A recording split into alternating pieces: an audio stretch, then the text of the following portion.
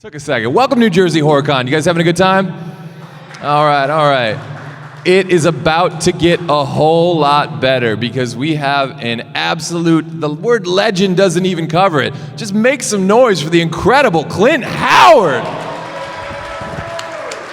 Thank you so much for taking the time and being here. I know you guys are dying to get your questions in. I'm going to warm up the room a little bit, but again, as soon as I see hands go up, I am more than happy to call them out. Start at the beginning, if we could.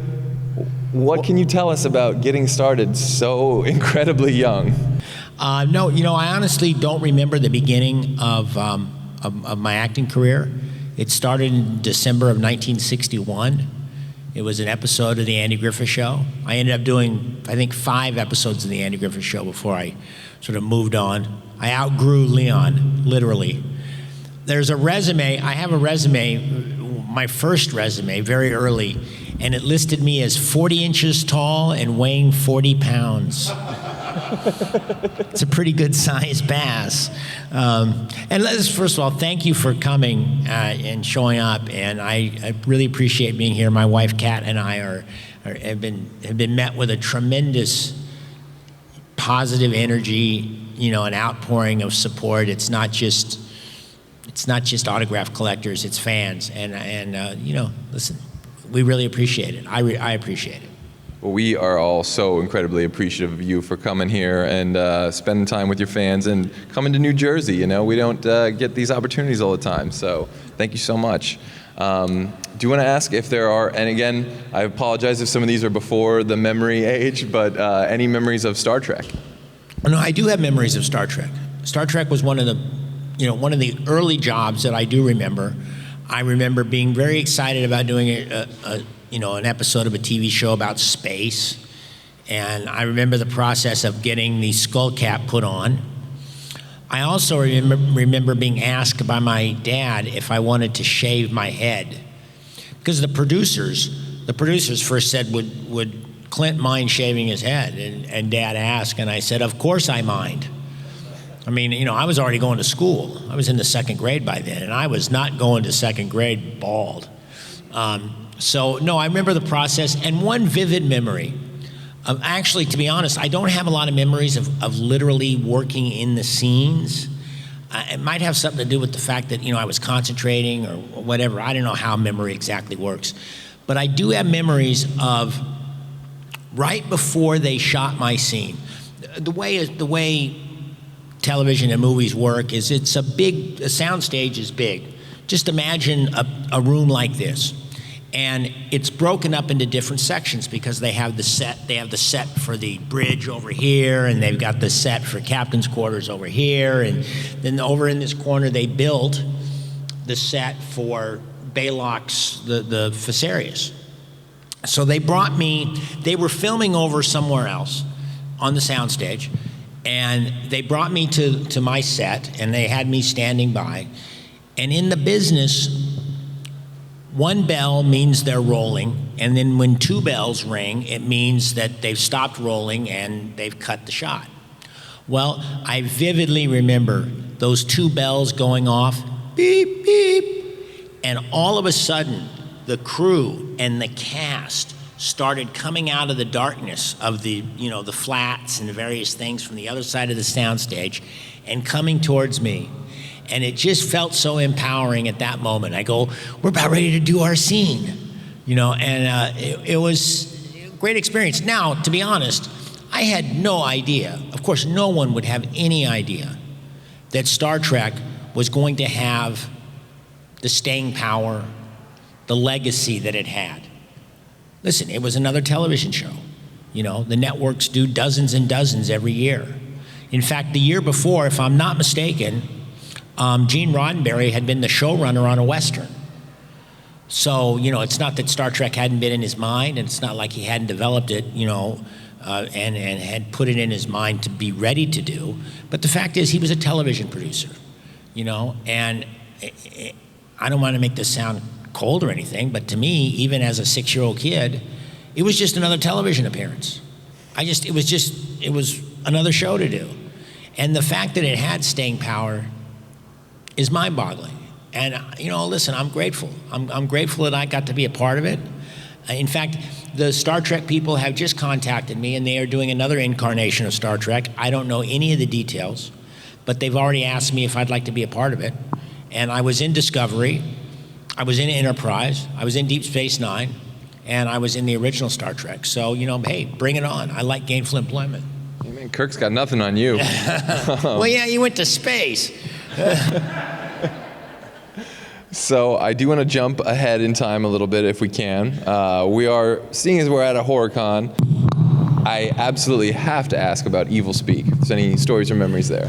Oh. There we go, yeah. Yeah, Evil Speak was a great experience for me. It was one of the first movies I did as an adult, on my own. And I was the lead. I became a confidant and a colleague of both the director, Eric Weston, and the cinematographer, a wonderful fellow who's passed away named Irv Goodenough. And the three of us, I felt so good because they included me. I mean, I was just a kid. I might have been 21 years old. Yeah, I think I was because I was 21. I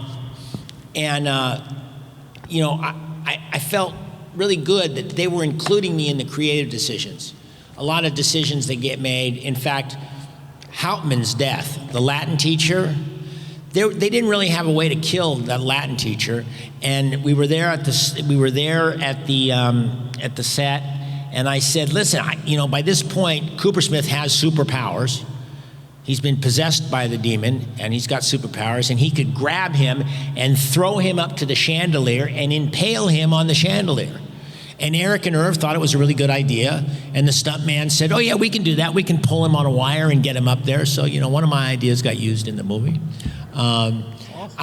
It was wonderful. And at the time, it was the #1 box office movie in Los Angeles and New York the weekend it opened. The distributor was a fairly low-end distributor, and they didn't really have the resources and stuff to keep it going, so it didn't have a long play in the theaters. But I felt pretty good about it. It did real well. And again, it's something that, I'm proud to have it on my resume. But I don't know what it is now. It's a couple of hundred titles now. I might be close to 300 titles. And of course that happens when you've been in the business 60 years. It's just, shit adds up. Well, I also have to ask, of course, about one of my all-time favorite 80s comedies, and maybe the first classic 80s comedy, of course, Night Shift. Any stories or memories from that shoot? Oh, I had a blast working on Night Shift. I mean, first of all, I'd been to New York before, but it was the first time I'd been to New York on my own. And of course, I didn't get in any real big trouble, except I did wake up New Year's Day on a subway car. I didn't quite make it back from Long Island awake on New Year's Eve. But it was a wonderful experience. Here's an anecdotal thing. Hey, babe, what was,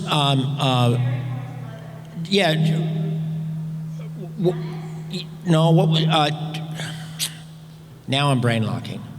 Drew Barrymore's mother was an actress. Jade. And Ron hired her because she was really good with improv, and she played one of the hookers in the morgue around the action. She had, I think, run of the picture, and a couple of times she brought Drew to work. And in fact, Ron and I were just on the Drew Barrymore show. I don't know if you guys, this is not really a plug. Well, I guess it is a plug. Ron and I have just written a book called The Boys.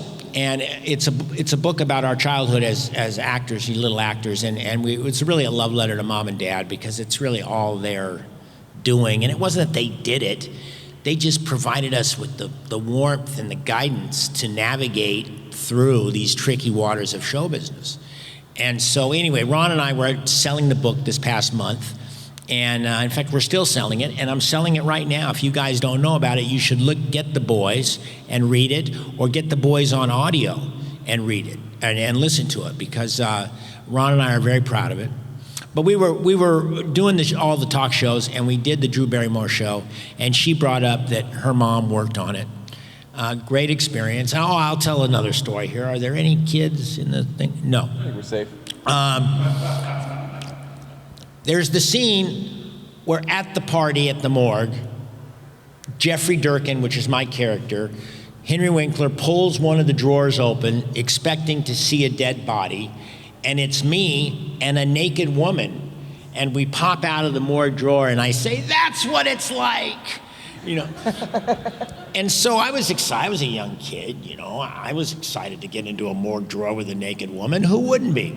And it was on the soundstage at Warner Brothers. We shot some of the movie in New York, and then some of the movie we shot at Warner Brothers.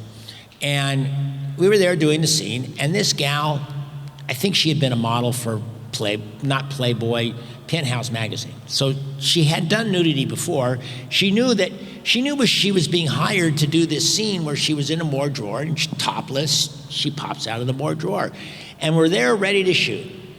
And she takes off her bra, whatever, her bikini top, and we're both lying there, and it's dark. And this is what she's saying: "I hope my mother doesn't see this movie. Oh God, I hope my mother doesn't see this movie. My mother's not gonna see this movie." And I'm thinking, my God, you know, she does this for a living, and it's just her breasts. What's the big deal? Listen, all movies with being directed by my brother, and especially it happened on Solo too. I am so frickin' proud of that kid, that man. To see him at the tip of the spear of a $1 billion franchise. When they had Ron take over directing Solo, and there was a part for me, and I flew to London, and I worked on the movie, you know, I had one scene, but it was a fun scene. And I was sitting there watching my brother that I remember when he was, you know, 14 or 15 years old, really get the bug to be a director. And nobody gave him. Nobody was going to let Opie direct a movie, you know, except I would have. I saw right away. I said, this guy at 15 years old is every bit as good of a director as anybody I've ever worked with. And, you know, by that point I was 10. I'd been in the business 8 years. I'd been around the block a time or two.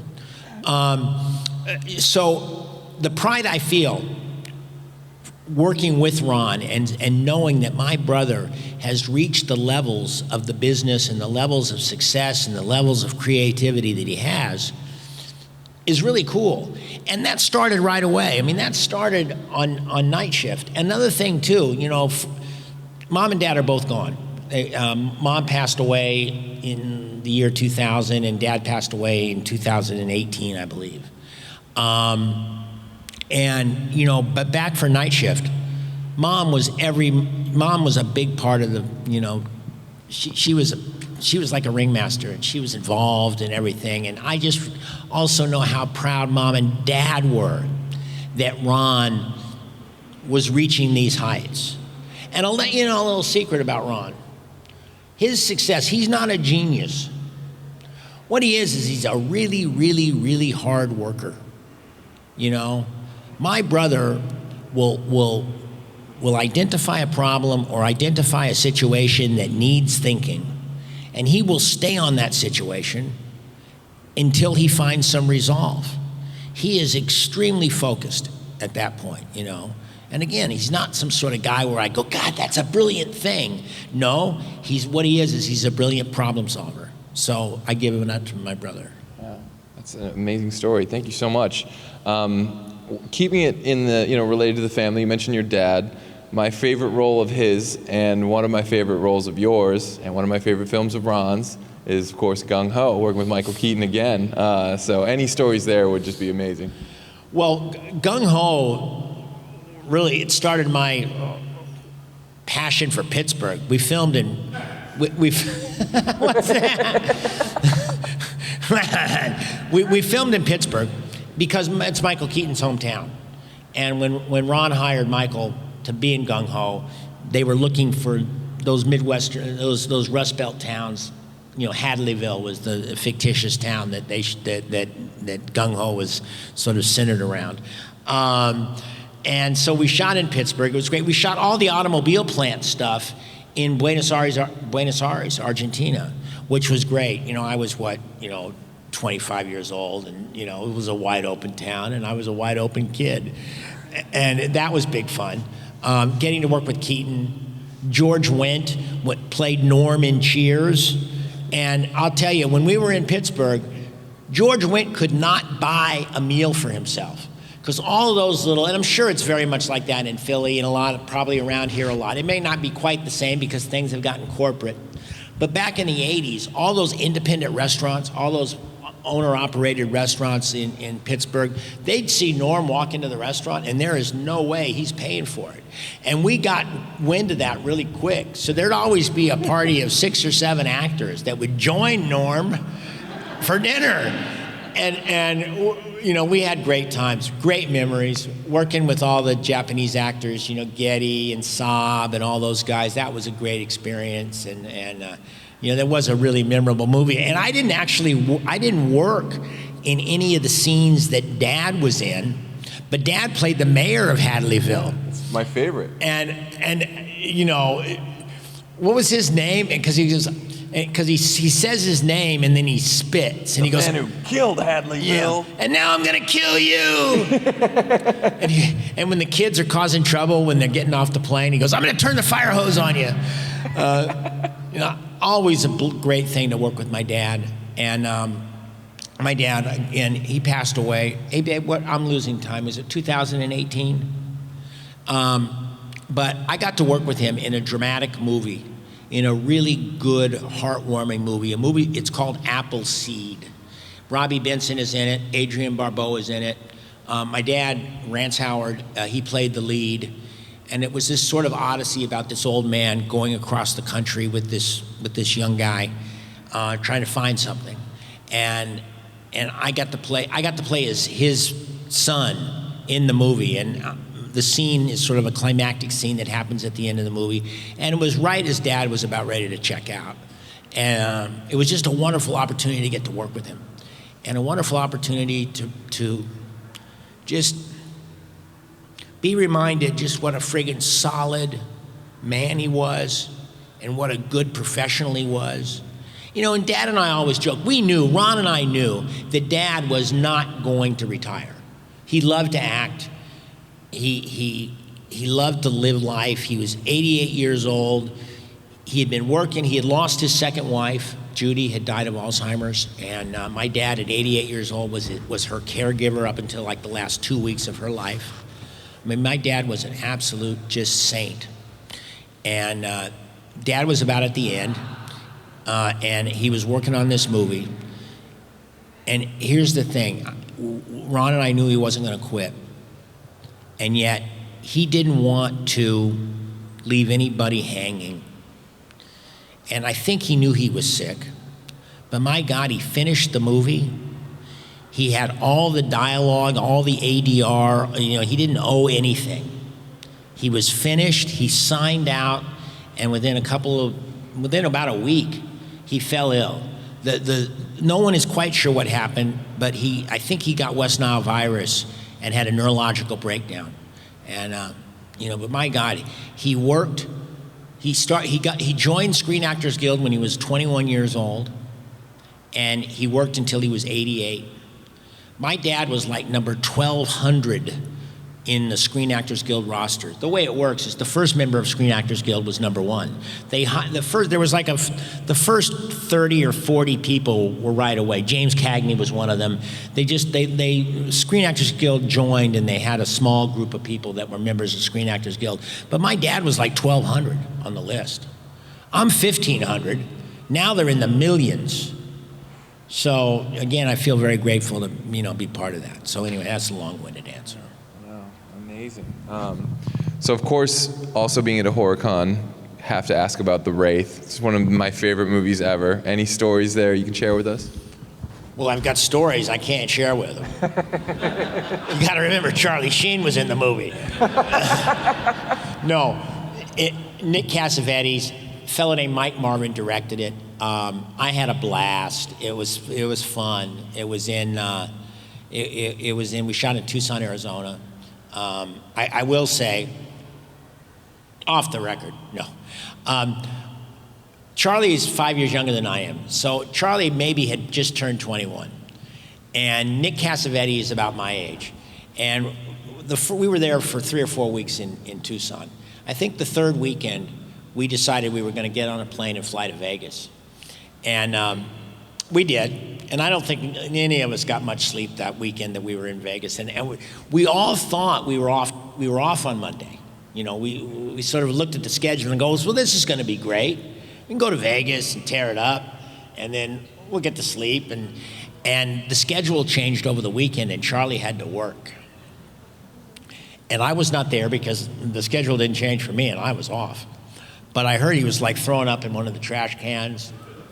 And the producer, John Kimeny, who was kind of a member of the A-team, if you know what I mean,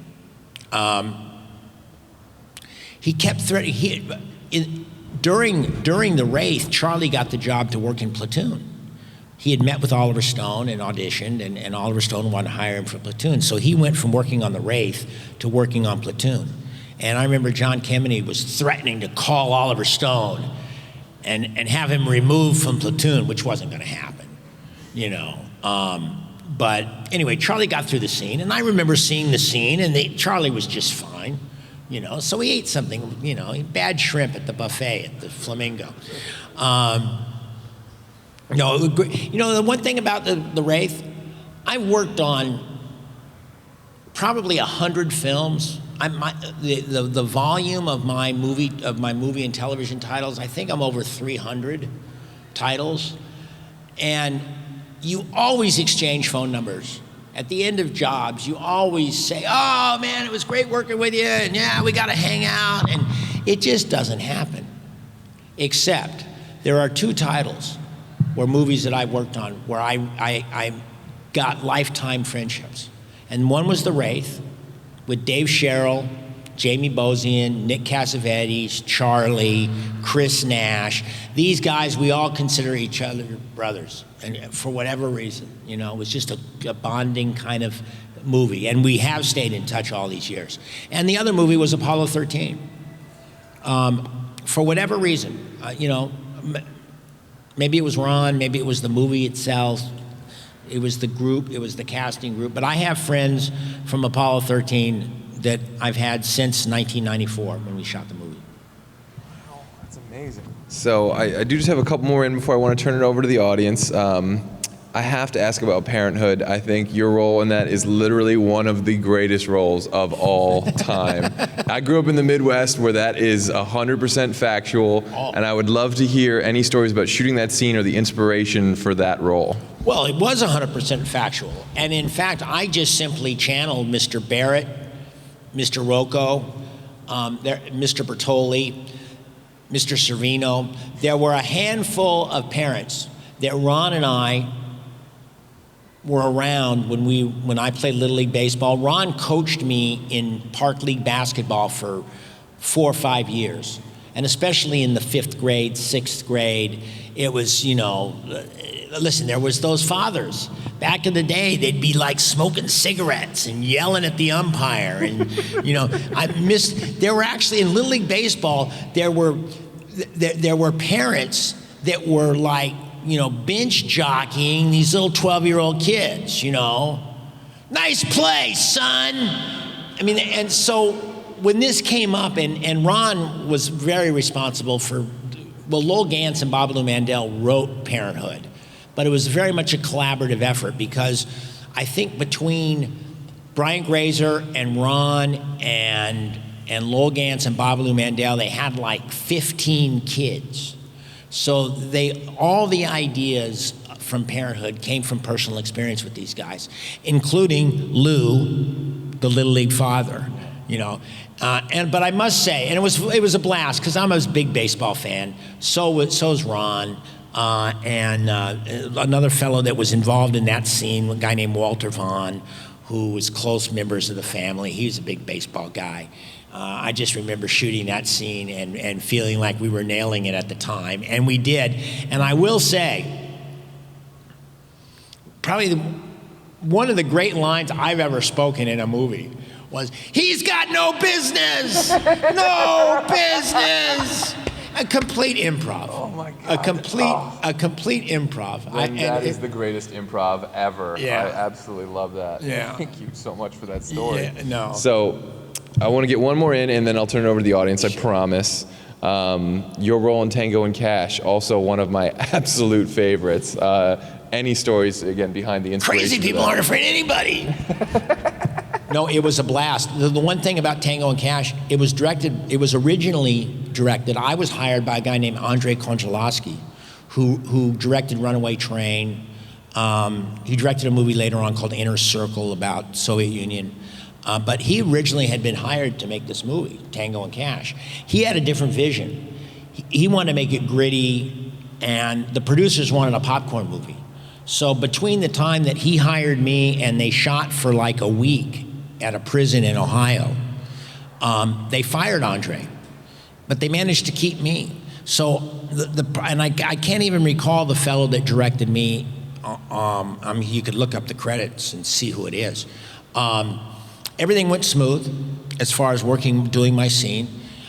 Now by that point, Sylvester Stallone had been around, big star, and at the time, I heard he had a reputation for being kind of difficult.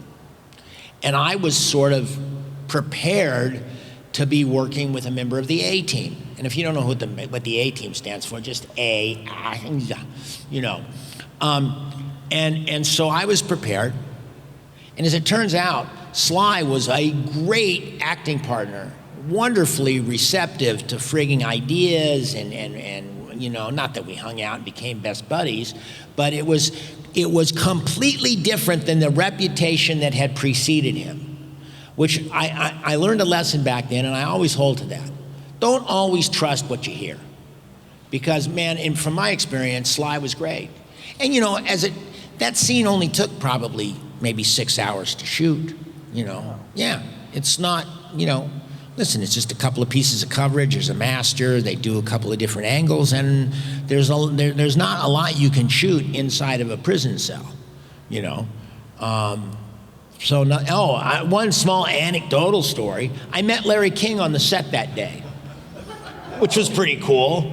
I was a big late night talk radio guy. I listened to talk radio, and I was there, and he was there visiting the set. And I had a nice chat with Larry King. That's one of the side benefits of being an actor.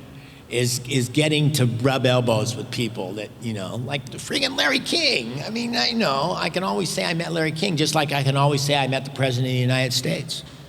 Or like Richard Nixon. I got a chance to meet Richard Nixon when I was a kid, and also I got a chance to meet Walt Disney, which was a wonderful experience. So. Oh, we have some questions, okay, cool. Yeah. Yes, and the Queen. I met the Queen of England. Oh, and the Queen, wow. I got to say the Queen of England, because there's lots of queens out there, aren't there? You know what? The Queen of England's telling people, like, I met Clint Howard. I met Clint Howard. Like, I'm telling you. She actually talked to me.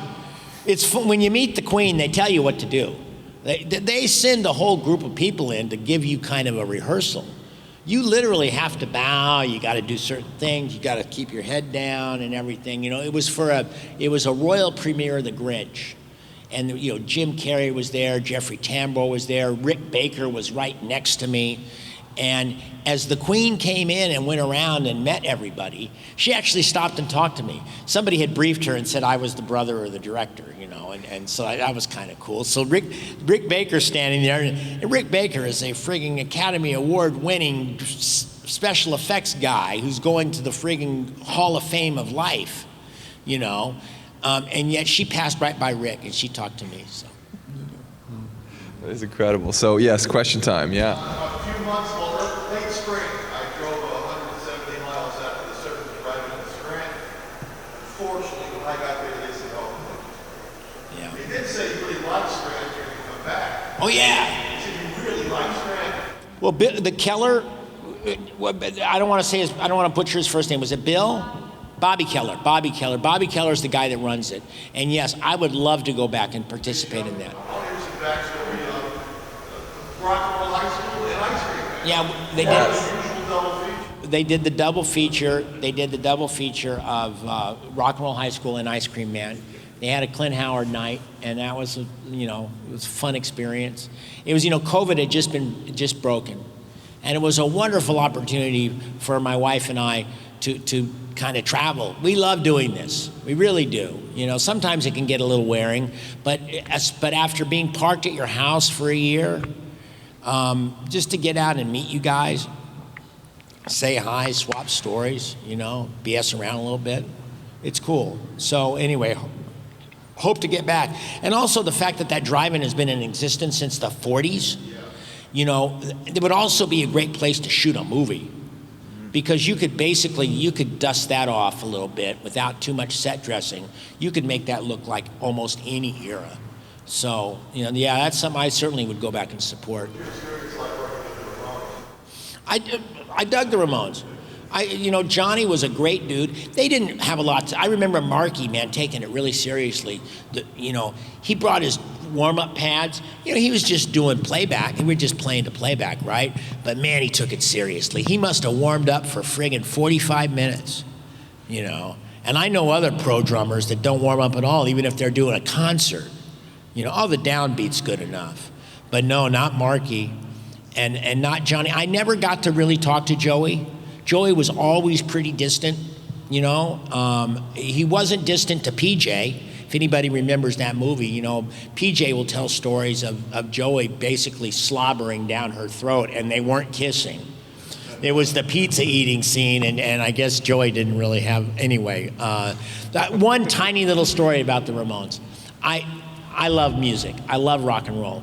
And I was excited, this being in Rock and Roll High School. And the day that we shot the concert scene, it was at the Roxy Theater in Los Angeles on Sunset Boulevard. And I'm driving to work, I'm excited, and my call was probably 6 o'clock at night. Sun was just coming down, and I pull into this parking lot where they had set aside some spots for us to park, and Johnny and Linda, his wife, were in a screaming match about something. And Johnny was in his full regalia. Johnny looked like Johnny Ramone. Johnny always looked like Johnny Ramone. But Johnny and Linda were having some temporary disagreement. It was obviously temporary because they were married for just years and years and years, and I remember thinking, watching Johnny Ramone screaming at this woman and finding out later it was his wife. I'm thinking to myself, this is rock and roll, baby. So yeah, I have good memories on that. I really do. So anyway. And I think you asked about Ice Cream Man, right? Well, Ice Cream Man, Norman and I are writing another Ice Cream Man. We've been waiting. About 10 years ago, we tried to kind of do a thing, and we both got sidetracked a little bit. But now we've decided we are making another Ice Cream Man. And that character's got, first of all, it's hard to say Ice Cream Man without smiling.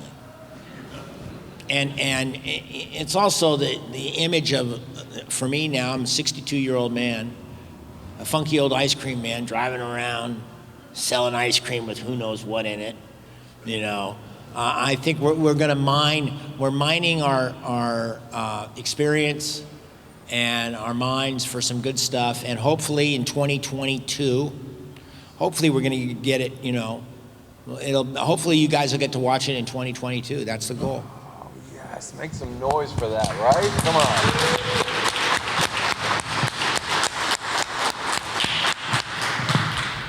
So I believe we have time for a little bit more. A couple more. Anybody have a question? Yeah. Hey, babe, you got a question? I mean, I have plenty here in case we need, Well, while the room's a little shy, I did want to ask about ticks, if there's any stories that you remember from that. Yes. The story that I have is I was not hired to be in the movie. I auditioned to be in Ticks and didn't get a part. And that part of the guy that grows the weed and puts the steroids in the weed that causes the ticks to get giant-sized, that was not in the original movie. They went and filmed that movie and realized they were missing something. And the creative people, including Tony Randall, the director, and Brian Usna, who is famous for a lot of horror movies, Reanimator movies, Silent Night, Deadly Night movies, they invented this character, the reason why the ticks get big. And they thought of me. I wish they would have thought of me before, because I only worked one day on ticks, you know. But again, as a character actor, it's just another job. In retrospect, I'm really proud. Hundreds of times, probably thousands of times in my life, I've signed an autograph and it's been, "I'm infested!" You know. But at the time, it's just another gig. And one small little anecdote about that movie, it was shot all up in Big Bear, California, and also we shot it in Los Angeles. My scene was shot out in Malibu. There's a part of Malibu which is not near the ocean, Malibu Canyon. And it was in the wintertime, and it was right at freezing. It was like 32 or 33 degrees, and we shot all night. And I just remember being really cold, but with all that makeup on, that's one advantage to makeup, is when you put on prosthetics, it keeps you warm, you know. When I worked on the Grinch, they kept the soundstage at about 40 degrees. They brought in like those, not just air conditioners, but they brought in the stuff that they use for hockey, you know, to drop the level of the temperature in the soundstage, because with all the Who's in fat makeup and fat suits and prosthetics, and Jim Carrey walking around in a green wetsuit and about 5 pounds of makeup on his face, rubber and plastic and stuff, you know, it gets really hot. If the soundstage would have been even this temperature, we're all sweating. So they lowered it. All the crew members had to wear parkas and stuff to keep, you know, but meanwhile we were all toasty, so it was cool. Very cool. Well, I do want to give the audience one more chance, guys. Okay, here we go.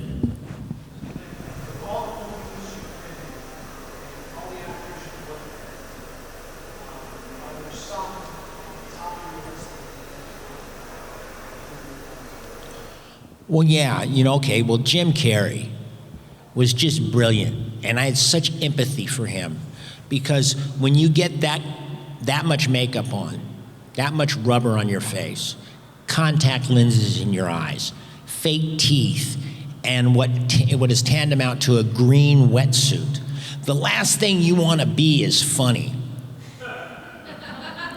And yet Jim had the discipline to create this character that, my goodness, what a home run.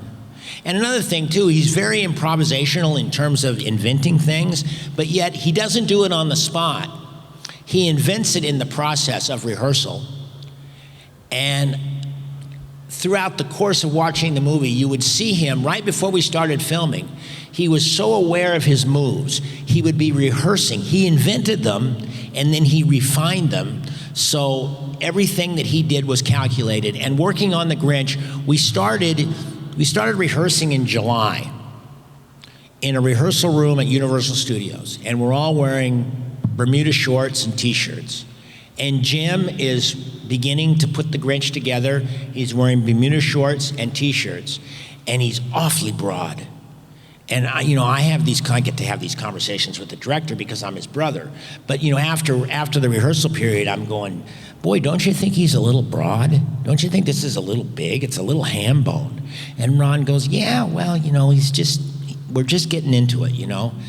As it turns out, he was so spot on, because those big broad gestures that he was doing in Bermuda shorts and a t-shirt, when he got the Grinch costume on, it was spot on. You know, okay, so Jim, I also loved working with Bob De Niro. That was probably, as far as working with a championship actor, that day that I got to work with him was really special. What a pro. And Ron had warned me that he's really slow. He would be prepared for 20 takes at a time. And sure enough, you know, the first couple of takes, not all that good, but he would just zone in. He just would zone in and it was just literally percolating the scenes back and forth with us. And I was grateful, because we had quite a bit to do together for that scene. And it was an absolute blast, you know. Cate Blanchett was another. I worked on a movie with her that Ron directed called The Missing. And she was just, what a championship actress she is, you know. But you know what? It's not all necessarily their talent. Listen, I worked with lots of great actors. And in fact, a lot of people always ask me, oh, were there any members of the A-team, you know? And in fact, no. You know, once in a while, there's an actor that comes along that sucks the oxygen out of the room. Maybe they're a little OCD or, you know, for whatever reason, they're not the greatest giving kind of person. But generally speaking, actors are pretty cool people, I think. What do you think, honey? Do you think actors are pretty cool people? Oh, yeah. Okay. Well, okay, two stories. I know there's probably going to be another panel that come in here in a minute. Sorry, I'm just long-winded son of a bitch I am. First of all, it's pretty novel to see the Grinch smoking an American spirit. At the time, Jim was smoking. I don't know. Hopefully, he's quit by now. But you know, and once you start, you smoke, and you know, smoke. You probably smoke. The Grinch probably smoked a pack and a half a day. But it was just funny to see him, because he'd have his teeth in, and he'd have to hit it, like, you know, and with his hands, he couldn't hardly hold it. He had to watch because his hands would go up in flames if he didn't hold the cigarette right. Another thing that Jim did, and this was an all-timer, that during the Grinch, Andy Griffith and Don Knotts were still alive, and Andy and Don would hang out. Regardless of what the reports were, they were always close. They always were. In fact, Andy was sort of at Don's bedside when he died. You know, they were dear friends. There was a stretch of time where their work took them different directions, you know, but Andy loved Don and vice versa. And I had the privilege of kind of getting to spend time with both of them at the end of their lives. And it was just really cool to, you know, say Andy Griffith was a friend, and Don too. But anyway, they were in town. Andy lived in North Carolina.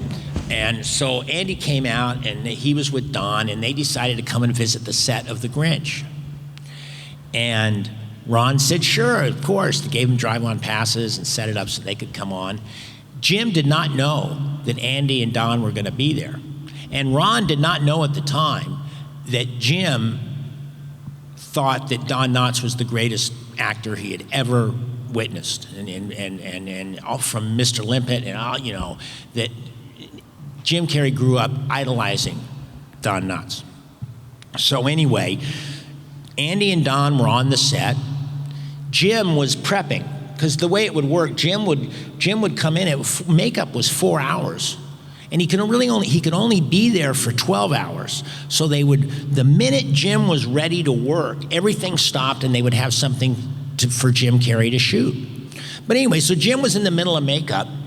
Jim hears that Don Knotts and Andy Griffith are out on the soundstage. 3/4 of the way through the makeup, Jim breaks out of the makeup chair, goes onto the soundstage, and does a Barney Fife imitation in full Grinch makeup. And this is before there were cell phones. No one has a record of it. Ron said it was the most unbelievably friggin' funny thing to see Jim Carrey. He took out his teeth so he could really do a Don Knotts, you know, and it was, you know, and of course Don loved it, Andy loved it, and the cast and crew that were there loved it, getting to see friggin' Jim Carrey honor his idol Don Knotts. It was, you know, those are the kind of memories I keep. Well, you are an idol to so many of us here, and this has been amazing. So, guys, I'm going to be sure to stop by Clint's table, get some pictures, get some autographs, get some photo ops. I have no doubt he has about 1.5 million more stories.